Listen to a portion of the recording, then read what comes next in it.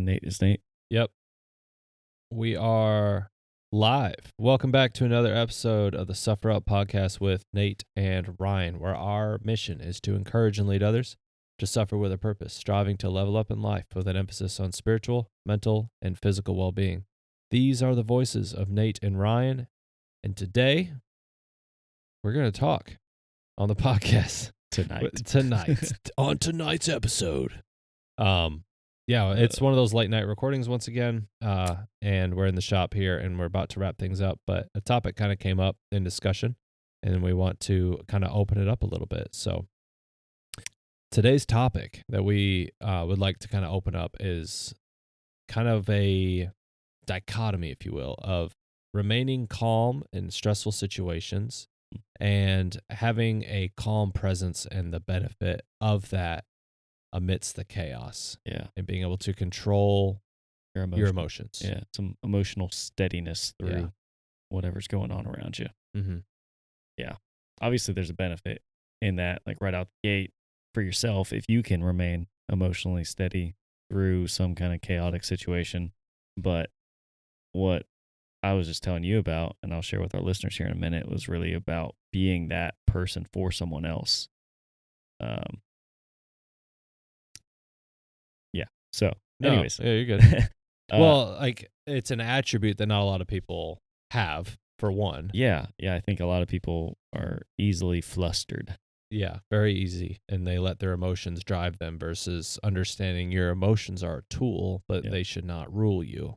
And we could even get into the scriptures on that we should not base decisions off of emotions, but we should base it off of facts and doctrine and stuff like that. But and not only are most people easily flustered over their own stuff, but most people are easily drawn into other people's craziness too. That's why there's so many drama movies and TV shows on. It's like they'll thrive on everybody that stuff. wants to be a part of the drama and the chaos, and oh man, they just want to get right in the middle of it and let their emotions get worked up. You even see it when people are watching a football game or something, how they get loud and mad or get really excited when their team does good or bad. It's like your emotions are getting really entangled in something that you have no control over. Yeah. Which I'm not saying there's anything bad about celebrating your team doing good, but just keeping your emotions detached, I think, has a lot of benefits. Yeah, 100%.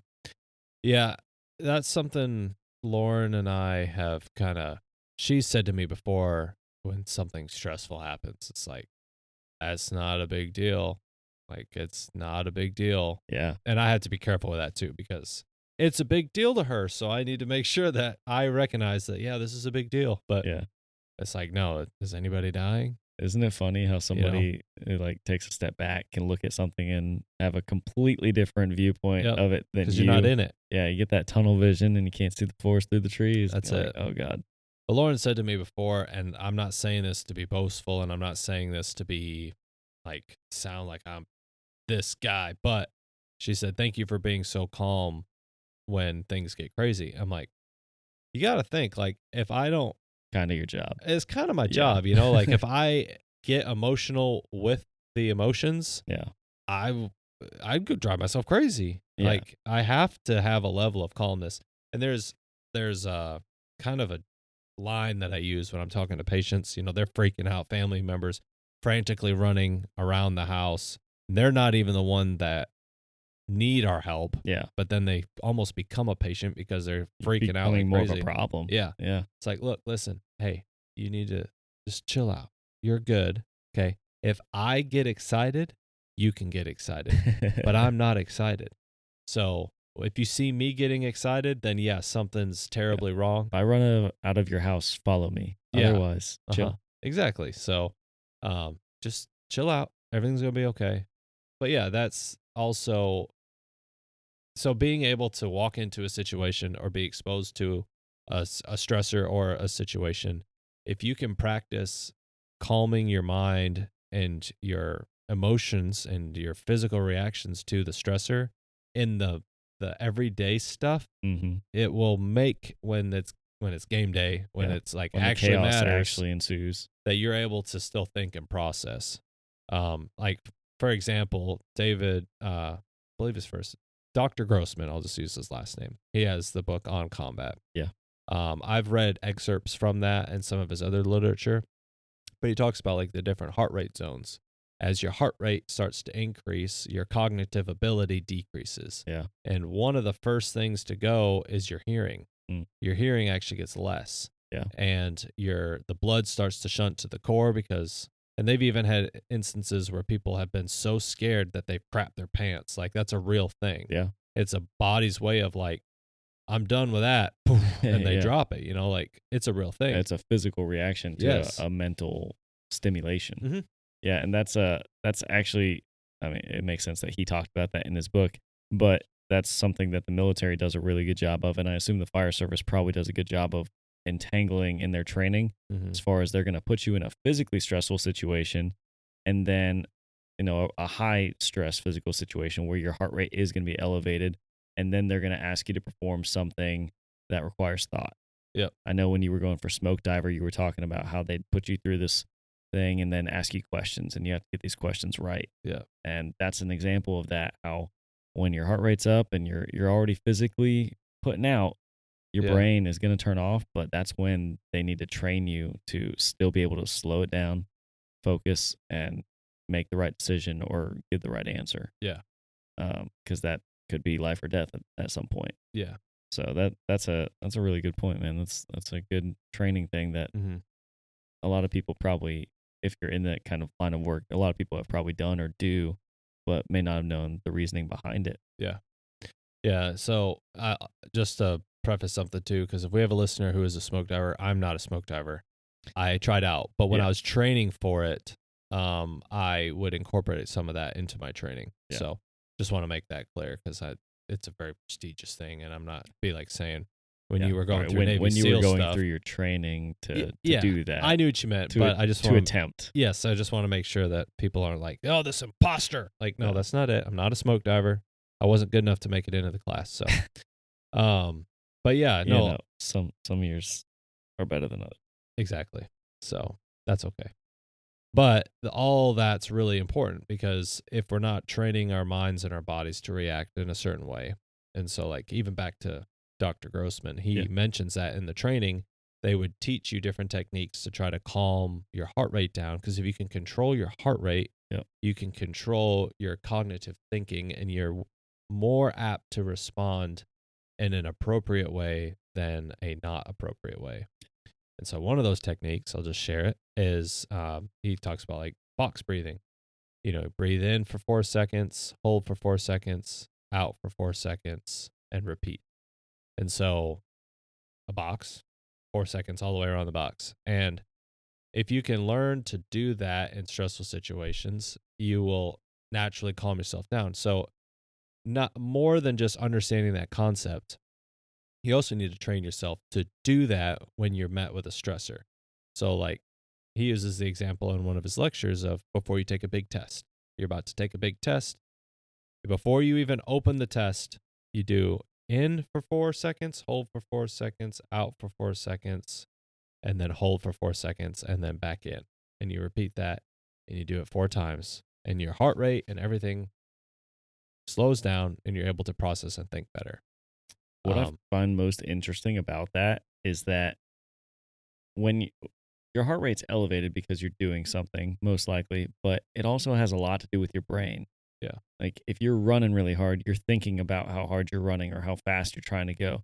Before a big test, you're thinking about that. Those thoughts are elevating your heart rate as well as the physical action of doing something. Mm-hmm.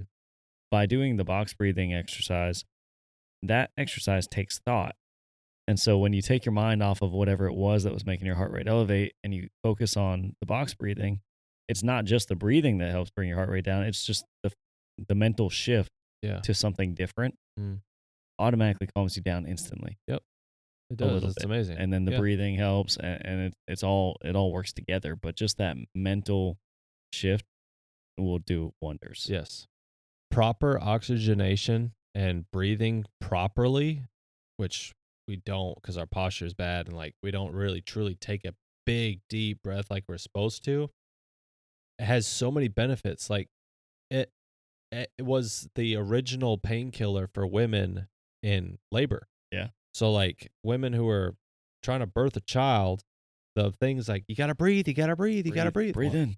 Well, yeah. Oh, so you're telling somebody who's in severe pain to breathe. Like, easier said than done. And I've Yeah. obviously never pushed a child out of me, but that the principle stands. Like, when you do breathe, you're able to deal with the pain better, and you're able to do what needs to be done. It's still going to be painful, but Yep. that technique alone, people are able to give birth to a child without an epidural, without any IV medications, like all that stuff, just from breathing properly. Yeah. So there's a ton of benefits there, but Tons. so those are some practical applications that you can use to try to calm yourself down in a stressful situation. Yeah. But if you're the one going through it, those will help you. yeah, there's many, many, many more, but those are just kind of like high level stuff. But kind of more back to one of the original talking points that we have is just, if you can take the principles that we just originally talked about of calming yourself and being a steady emotional person, people will naturally look to you, and they will naturally want to follow that amidst the chaos, because they're freaking out. Yeah. They don't know what we just talked about. They don't understand that. Frankly, they probably don't even know about it. But because of what you previously did and what I currently do as a rescue swimmer, firefighter, we are exposed to those things a lot, and those tactics and skills are still there of like, okay, I'm going to slow down, I'm going to process, I'm going to prioritize, then I'm going to execute, and I'm going to do whatever needs to be done next. Yeah, nobody wants to follow somebody that's running around with their head cut off, or like a chicken with their head cut off. You know, that's not an inspiring leader. No, it's not. That's, I've worked for leaders like that. Yeah, that's somebody that you're like, oh, let's not go talk to him right now. Uh-huh. Yeah. He has no idea what he's doing, much less anyone else. Yeah, I'll give an example of like kind of being that rock for somebody. Just a silly example, but I took this away from it. Recently at my kids' daycare, they had a fire alarm, and it just so happened that my wife and I were there to pick up our kids at the time when this happened. So we're standing in the lobby. They're going back to get our kids, and the fire alarm goes off. We're like, oh, great. Is the building on fire or what? And the lady who is in charge of the daycare there, she comes up to the front and hands us our kids' backpacks, and she's like, kids are going to come out with all the other kids. Somebody pulled the fire alarm. I'm like, oh, okay, that makes sense. Kids being kids. So everybody exits the building. A bunch of the kids are screaming, crying, panicking, whatever. Little kids, they don't know any better. They haven't learned to regulate their emotions yet. So my wife and I are obviously not concerned at all at this point. It was a pulled fire alarm. There's nothing to be worried about, whatever. And quite frankly, like, I didn't care. Like, if my kids came out right then and we left with them, or if I had to stick around and wait, I was in no rush. I didn't have anywhere to be. So, we're just casual and calm, like hanging out. And we go outside. Our kids eventually come out, and my wife's like, all right, you ready to go? And I was like, you know what? I feel like we should just kind of hang around for a few minutes. And she's like, yeah, I kind of feel like we should too. Like I said, the lady who runs the daycare had told us what happened, but we're actually friends with her and kind of know her on a more personal level. And she's like, I just feel like we should hang out, see if she needs anything. So yeah, that's a good idea. Let's just wait for at least the fire truck to get here and turn off the alarm, because the alarm was still going off 5 minutes after it got pulled. Also, by the way, your guys were kind of slow to respond, dude. Oh, were they? Yeah. Was it around dinner time? It was right at dinner. It was like 5:30. I said, I guarantee you they're eating. Yeah. And earlier that week, actually, the fire department had been out there, not for a pulled fire alarm. They had come out for the kids to like look at the truck and giving them hats and everything. Okay. And so when they did show up, they brought more hats, and they were like, "You guys wanted to see us again? You could have just called." Yeah. I'm sure that's a standard joke. Yeah. Plus, they probably Yeah, but I assume they didn't get any 911 calls about this or anything. Like, there's no fire going on, so they probably weren't in a huge rush. Most of the time, statistically, if it's during a normal business hour and they get a fire alarm commercial during business hours on a weekday, it's like, okay, it's more than likely an alarm. But never to be complacent and to always still respond as though it's on fire. Yeah. But yeah, that's obviously weighs into the decision making. Or they could have been coming from another call. They could have. Yeah. I have no idea their situation. They did show up with more hats and like coloring books and stuff for the kids. We always keep them on the truck. I figured. But so that was nice. All the kids outside were like, the fire truck's back. They were all excited. Yeah. That's cool. The poor kid that pulled the alarm was probably not so excited. He get called out? Oh, he called himself out. He's standing outside crying. Oh. He's like, I'm so sorry. Your actions have consequences. Yeah. Oh, that's great. I think he felt the guilt of that immediately. Those are beautiful punishments because it's literally punishing itself. You don't have to. Oh, yeah. Like, just by natural. Yeah, no spankings needed. Just, you see what you did here? Yeah. Well done. Yeah, but all the other kids loved it. So, sure. He's probably the hero of the school. The most exciting part of the day. Yeah. At 5:30 when everybody's trying to get out. That's it. So anyway, sorry. No, that was another thing. It was right at that time, like between 5 and 5:30. So all the parents were showing up, and they're all like, "Why is everybody outside? Why's the fire alarm going off?" And so the daycare, what is her director? There we go. The daycare director. She's talking to all these parents, telling them it's fine. There's no fire. Try and stay calm. We had a fire alarm pulled, and then she's trying to go in and turn off the fire alarm and make sure that there's no other students or staff still in the building. And she's a little bit flustered, rightfully so. A lot going on. And so my wife and I stayed there till the fire truck got there, and then we left. Well, when I came back the next day to drop my kids off, I kind of felt like I thought about it overnight, and I kind of felt like maybe we overstayed our welcome a little bit, standing outside with everybody, and I felt like maybe we were more in the way. So when I saw her that morning, I said, I'm sorry if we were kind of in the way yesterday or distracted you in any way. I wasn't trying to just hang around and see what happened. Obviously, nothing was going on. It was just a fire alarm pull. And she was like, no, actually, thank you so much for being there. Like, it was nice to have a friend, have a familiar faces that were there, and just being calm through all that. Yeah. Is like, I'm sure I was running around like a chicken with my head cut off. I said, no, actually, I think you handled it pretty well. Yep. But I'm glad that you didn't mind us being. Yeah. But what I took away from that, after hearing that from her, I was like, man, so my own thought was a negative thought, like I was in the way somehow. But in reality, she really appreciated having somebody there, my wife and I both, who were calm, not freaking out, not asking her a million questions like the other parents walking up, and that could just be there and do nothing. We didn't do anything. Just the presence. Just the presence. Yeah. We didn't go in and help her clear the place. That might have been more of a that would have been a kind of overstepping. Yeah. Well, and that's just one more person that she's going to worry about in the building. Right. Mm-hmm. So yeah, it was just a good reminder that sometimes just being there for somebody is enough. Yeah. And being the calm person is a huge benefit in a crazy situation. Yep. That's it. Yeah. And listening to that story, she knew that you were like, you're also emotionally detached from the situation. Yes. Because like, I know my kids are good. Yep. Like it's a pull station. I don't work here.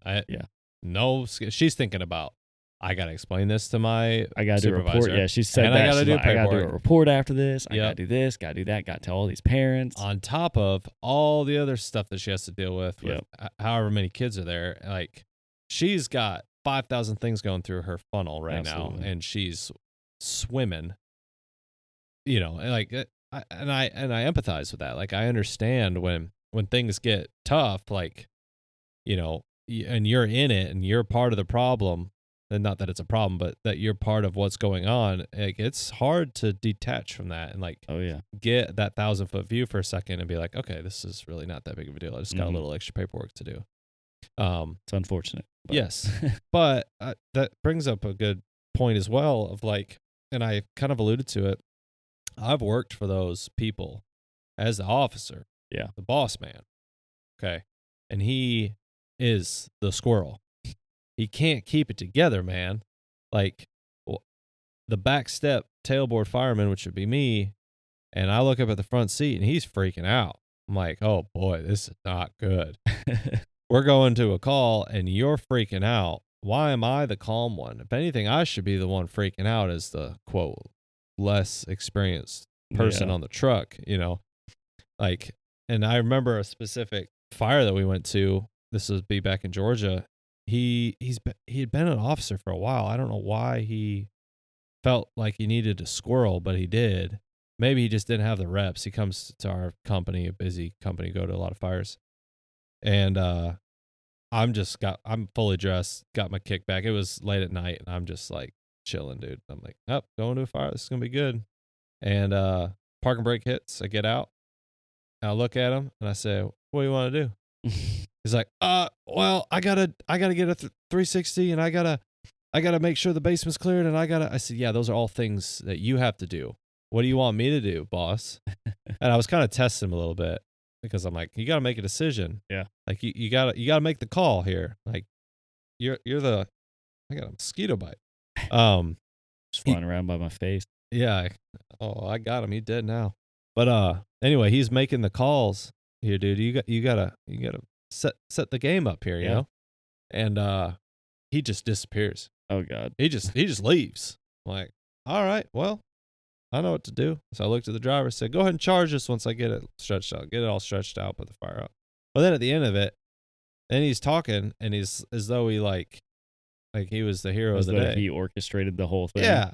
And then I'm like, at the end of it, we had a conversation in the office and he was like, yeah, how do you think that went? And I said, I think I did great. you got a second? You got a second? And he's like, yeah. So I shut the door. I said, look, you're a lieutenant and I'm going to be respectful of that. Do you want my honest opinion? Because I'll tell you. And I looked at him and I said, honestly, that went really bad. Like it went really bad. And here's why. Like he was new to the crew. So like it was a good conversation. It was very constructive. It wasn't like I was being boastful or anything. But I said, you got to make the call. We'll do whatever you want to do, man. And if you want to be in charge, we'll let you be in charge. But if you want this to be a team thing, we'll do it as a team thing. But he said to me, he's like, well, you guys just kind of did what needed to be done. It's like, well, it's because we live it and we do it and we train on it. We're a team. And so like that calmness that myself and the driver had when we got to the scene, he was not calm. Yeah. But he eventually gravitated to that and kind of fell into place of the calmness because of it's easier to default to that than it is to be anxious and stressed. So like in that situation, he almost kind of fell into like, okay, he's calm. He's doing what he needs to do. Okay, now the pieces are starting to come together on what I'm supposed to do. Does that make sense? I disagree with what you said there. Okay. It's easier to fall into that than it is the anxious thing.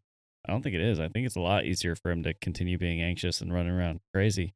But when you see a competent leader or a group of guys that are competent and leading themselves, leading each other, that's better put. Yeah. He fell into that as a subordinate. Essentially, that's what ended up happening. He fell into that and was just like, man, these guys have got it. Like, I'm just gonna hang with them. Yeah. And so, whoever is the calm one will end up leading, whether you're the leader or not. That's true. That's what's gonna happen. Yep. And that's exactly what he did. Mm-hmm. Which is also not good either, because like it could be not good. Yeah, it could be not good. Thankfully, like that scene went well and the fire went out. Yeah, hopefully the new guy's not the calm one, and also the one that doesn't know anything. Right. And I'm glad you clarified that, because that is a very good point. It is easier to just remain anxious and run around, like you said, because that's like they're stuck in that default. So it takes a lot of mental fortitude to break that and come back to ground zero. But it takes very little mental fortitude to follow somebody else there. Yeah, true. And it was less brain power for him to go, I'm going to do what they're doing. Yeah. Now, flip that, because this is really good. But now flip that and say you're the anxious one initially, and you get off on that fire scene. You're the anxious one, and your firefighter is also anxious, and he's freaking out, right? Yeah. And then now you have to click and think like, I have to get a hold of this situation or people are going to get hurt. Yeah. That's when it's bad. So like I've had other officers that are very good and very phenomenal, and they've always said, I like to run to the truck because we like to get out the door quick and we take pride in that. But probably one of the calmest, most concise captains I ever worked for, he said, I don't run to the truck. And we're like, okay, weirdo. Like, we all run to the truck. It's a fire. He's like, we're going to time it one day. So we timed it. He was 3 seconds slower getting on the truck. 3 seconds. Yeah. Because he was calm. And he calmly walked to the truck. He put his pants on and got in the truck on like almost one fluid motion. Got on. And then his point was, if I run to the truck, I'm starting off the fire with an elevated heart rate and being anxious. I'm going to make small mistakes on the way to the call. Yep. And then my heart rate will not come back down until the fire's out. So if I can remain calm in part of my decision making on the way to the call by briskly walking to the truck, getting on the truck and going, then it's a win. Goes back to that brain thing earlier. Exactly. Your brain's functioning better. You're going to have better situational awareness, more, oh, look, there's fire hydrants. You're thinking about all the stuff that needs to happen and not just, got to get to the fire. Yeah. Got to get there. Now, the old saying is slow is smooth, smooth is fast. He proved it to be accurate. Yeah. Because you think like from the time that he ran to the truck, if he ran to the truck, got on, like the driver still has to do all his things. Yeah. So he was just one slow, fluid motion, but it was efficient. Yeah. He was very efficient. And he got on the truck. It was only like a 3-second difference turnout time. Well, and like you just said, you still got to wait for the driver. Like, you're only as fast as your slowest guy. So if you're sprinting to the truck and everybody else is not sprinting as fast, it really made no difference that you sprinted to the truck. Mm-hmm. So the whole team needs to be on the same page of like, we're all going to get to the truck briskly. Yeah. But not sprint there. Yep. It's funny that you said that only took 3 seconds because I just saw a sign the other day. I was leaving a gravel yard. This is completely unrelated, except for this one part. I was leaving a gravel yard with my truck and dump trailer behind me, and they've got a sign right on the gate as you go out the gate. There's a sign that says take 4 seconds, and then it said like check your tarp, make sure your load's covered, and it said to like do a few things, but it was take 4 seconds for a safety pause essentially. And those nice. 4 seconds could save you a major mishap, could save you thousands of dollars in damages to a vehicle behind you or whatever it may be. It could cause, or those 4 seconds could save you from making a really big mistake or a really big problem from happening. Mm-hmm. It's worth the 4 seconds. Yep. Just like in your case, That's it's true. worth those 3 seconds to just think. Yep. Slow down for a second. Slow down, think it through. And I was not that way for a lot of times. I still catch myself, you know, well, like all of us when we were young guys, we're not that way. I mean, No. I was like that for the first 4 years at least of my time in the Navy and being a rescue swimmer. It's like, oh, I got to get my stuff on as fast as possible. Like, yeah, but you also need to make sure that your gear is tied off and you don't lose it in the ocean. Yeah. That's a good point. A bonus. Yeah, it is. Kaplunk. Yeah, because if you lose your goggles or your mask when you're swimming around, that's great that you were first one in the water, but now you can't see. Yeah, now you can't see anything. And nice salt water in your eyeballs. So, yeah, now what? Yeah. Yeah, slow is smooth, smooth is fast, but calming the chaos in your mind to be that effective leader amidst the chaos. If you just decide, you know what, I'm just not that guy. I'm not going to be that guy or gal that's just calm in the chaos. I just don't have that attribute. That's okay. You don't have to have that attribute. But what I'd encourage you, or Ryan and I would encourage you to do, is to process your emotions and think logically. And if you can't get to that point, learn tactics or techniques that you need to do in order to detach so that you can process and think and get out of whatever situation or handle whatever situation you've been dealt with or dealt. And some people, they have to physically walk back out. Like they have to walk out. You know, for me, I could be trying to get a nut on a bolt that I can't see. Have you ever had those where you get like bounce it on a finger and you're like trying to turn it with the other finger? Yeah. You can try for 30 minutes. You walk away, go inside, get a bite to eat, come back out. You'll get it on the first time. Try. Yep. Yeah. Every time. Sometimes you just got to walk away. And sometimes you need to just breathe through it, process it. I like to talk out loud. I'd talk myself through it. Come on, Nate, what are you doing? Like, so practice different techniques, or just be more aware of how you emotionally respond to things. Yeah, that's a big one. But if any of that resonated with you and you're like, oh, I'm that way, something else to note is don't expect people to follow you. Like if you're in a leadership position and you're like, oh man, this is me, I freak out. Oh, that's a good learning point for you to stop and go, okay, this is why my crew won't follow me when we get on scene, or this is why my team doesn't want to work with me at work when our deadline's rapidly approaching and Yeah. I'm freaking out. You know, there's your reason. Mm-hmm. And there's your thing to work on. And I guarantee you, if you work on that and you actually start to become the emotional rock for your team, they will start to follow you so much more. Mm-hmm. Your leadership will double from what it is currently. Yep. It's true. People will be more apt to want to follow that for sure. But yeah. And the other part of that too that I've kind of thought about while we're sitting here is a steady emotions throughout whatever decisions you're making and whatever life may handle you. I think that you'll be more apt to build stronger relationships and stuff. So like conflict resolution, this applies. When people come at you harshly, the initial action is to like bite back or get defensive. Like, no, sometimes you just need to take a deep breath, process it. Don't respond out of emotion, because 9 times out of 10, you respond out of emotion, you're going to regret it. And so I've made some big mistakes in that department. So it's not just necessarily like somebody comes at me with a gun, or I'm caught in a house with it's like it's snapping at like, your wife or kid. Yeah. Whatever it is. We've all done that kind of stuff. But that's the same thing as what we're talking about, is you're responding with that initial emotional response. Yeah. Instead of thinking it through. Yeah. Does it warrant me yelling at my kid? No. They spilled their water or whatever. Yep. That's good. Not a big deal. A big deal. Take the 3 or 4 second pause. Yep. 3 or 4 second pause. Practice your box breathing. Look up Dr. Grossman's stuff on combat or on killing. It's for police and military, but the principles in there can apply to you. So those are some good resources for you if you struggle in this area, or if you're in a leadership position, like Ryan said, and you want to get better at this.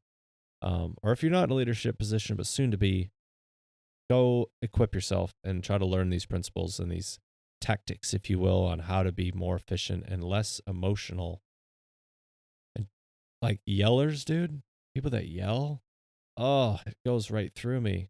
Oh, it goes right through me. Like, do you just have to be the loudest person? You mean that's not an effective way to communicate? No, it's not. Like, golly, man. Like, quit yelling on the radio. Quit screaming and barking orders. Like, how about you just talk to us? Unless you're in a loud environment where you physically have to yell to be heard. Yeah. There's not really a reason to yell. Plus, another point on that, and we'll wrap it up here. If you always speak at the volume at 10, yeah, when you need the volume to be at 10, everybody's numb. Yeah. You're the boy who cried wolf. Yeah. Like, so quit talking at 10, talk at 5. And then if you talk at 10, everybody's like, whoa, hey, Chief's upset. Yeah. What's up with Chief? Why does he get, So, like, just chill out, guys. Be like Bob Marley, just without the pot. That was a great way to end this episode. Yeah. But I don't know why when you said Bob Marley, I pictured Bob Ross, and I was thinking happy trees. Happy trees. Yeah. Be like Bob Ross. There you go. Happy trees. So, but yeah. Guys, thanks so much for tuning into this episode of the Suffer Up Podcast with Nate and Ryan, where our mission is to encourage and lead others to suffer with a purpose, striving to level up in life with an emphasis on spiritual, mental, and physical well-being. This is Nate and Ryan. Thanks so much again, guys. Tune in every Monday for a new episode with us, and stay tuned for all that we have. Please go to the description of this podcast, click on our link tree, and see all the happenings that are happening over here at Suffer Up. So go check out the race. Yes. Yep. We got the race coming out. Punch Out Ultra. February 21st, 2026. Hit us up. Let us know what we can do for you, if we can serve you in any way. We love you guys. And as always, Suffer up.